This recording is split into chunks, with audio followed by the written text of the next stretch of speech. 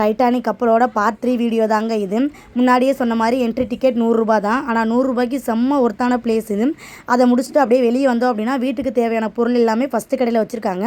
ஒவ்வொரு பொருள் வந்து விலை கொஞ்சம் அதிகமாக இருக்க மாதிரி இருந்துச்சு, ஒவ்வொரு பொருள் வந்து பரவாயில்ல, சூப்பராக டிஸ்கவுண்ட்டில் இருக்க மாதிரி இருந்துச்சு. நானும் காவியாக்காவும் சேர்ந்து இந்த காபி குடிக்கிற செராமிக் மக்கு மட்டும் 2 வாங்கியிருந்தோம். வீட்டுக்கு தேவையான எல்லா பொருளுமே இருந்துச்சுங்க. அப்படியே ஒன்றா வாங்கிட்டு அடுத்த கடைக்கு நடக்க ஆரம்பிச்சிட்டோம். பக்கத்தில் ஒரு கீ செயின் கடை இருந்துச்சு. திவானுக்கு எங்கே போனாலும் கீ செயின் வாங்குறதா ஒரே வேலை. பைக்குக்கு ஒரு கீ செயினும், அண்ணனோட புது வீட்டுக்கு ஒரே ஒரு கீ செயின் மட்டும் வாங்கிட்டு போயிருந்தோம். இந்த கடையை பற்றி கண்டிப்பாக சொல்லணுங்க. நீங்கள் 90s கிட்ஸாக இருந்தால் அந்த கடையிலேருந்து எந்த பொருளும் வாங்காமல் போகவே மாட்டீங்க.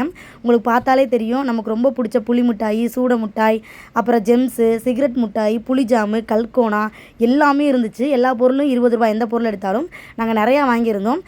அந்த புளி ஜாம் இருக்குல்ல, அதை மட்டும் ஆளுக்கு ஒன்று எடுத்து சாப்பிட்டு அப்படியே கிளம்பியாச்சு.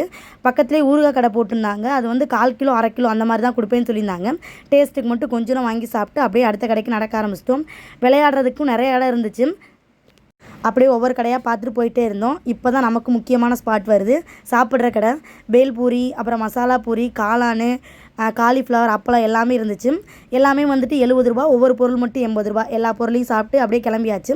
பக்கத்தில் வந்து ராட்டினம் போட்டிருந்தாங்க, பெரிய கப்பல். அதுக்கடுத்து வந்து ஜெயின்ட் வீல் இருந்துச்சு, கப்பன் சாசர். இந்த 3 ராட்டினம் மட்டும்தான் போட்டிருந்துச்சு. ராட்டினம் எவ்வளோ ரேட்டுன்னு கூட கேட்கல, ஏன்னா எல்லாருக்குமே ஏறுறதுக்கு பயம். ஸோ ரேட் கூட கேட்காம அப்படியே வாங்கி சாப்பிட்டு ஒவ்வொரு இடத்தையா பார்த்துட்டு இருந்தோம். அங்கனக்குள்ளே கோஸ்ட் ஹவுஸ் போட்டிருந்தாங்க. அதில் நாங்கள் யாரும் போகல, அண்ணனும் ஜோஸ்வா மட்டும் போயிருந்தாங்க.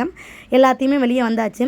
இதாங்க டைட்டானிக் கப்பலோட ஃபுல் வியூ. படத்தில் எப்படி இருக்குமோ அதே மாதிரி செம்ம லென்த்தாக இருந்துச்சு. எல்லாருக்குமே பசிக்கவும் ஆரம்பிச்சிருச்சு. அப்படியே கடையில் போய் வாங்கி சாப்பிட்டு வீட்டுக்கு கிளம்பியாச்சு. எத்தனை பேர் இந்த எக்ஸ்போ போயிருக்கீங்கன்னு மறக்காமல் கமெண்ட்டில் சொல்லுங்கள்.